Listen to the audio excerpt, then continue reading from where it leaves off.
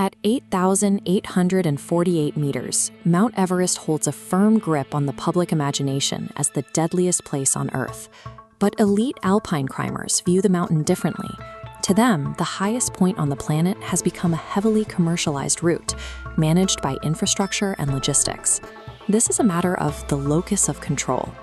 Marked paths, predictable walking ridges, and massive Sherpa teams allow climbers to manage the inherent risks of the altitude. This external control significantly lowers the mortality rate.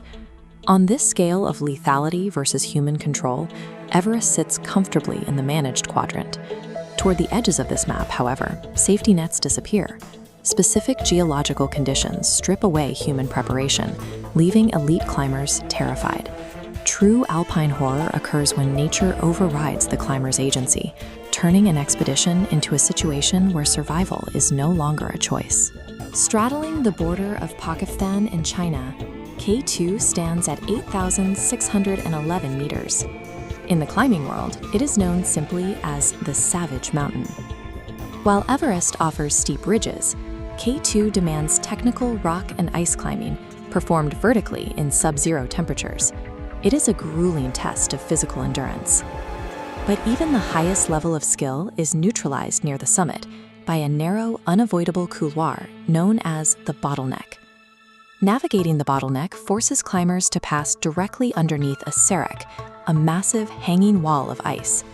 If this ice shifts even a fraction of an inch, it releases blocks of frozen concrete the size of houses onto the climbers below. On K2, a climber can perform with technical perfection and still find their survival reduced to the simple luck of the ice holding its position. In north-central Nepal, Annapurna 1 presents a different kind of threat. It's the deadliest 8,000er in existence, with danger rooted in extreme environmental instability. The mountain is a massive, highly unstable wall of blue ice rising out of the valley. This geology creates constant, unpredictable avalanches that can swallow entire expeditions without warning. Because the terrain is constantly shifting, paths cannot be secured. No amount of advanced technique can mitigate the force of a mountain-sized collapse.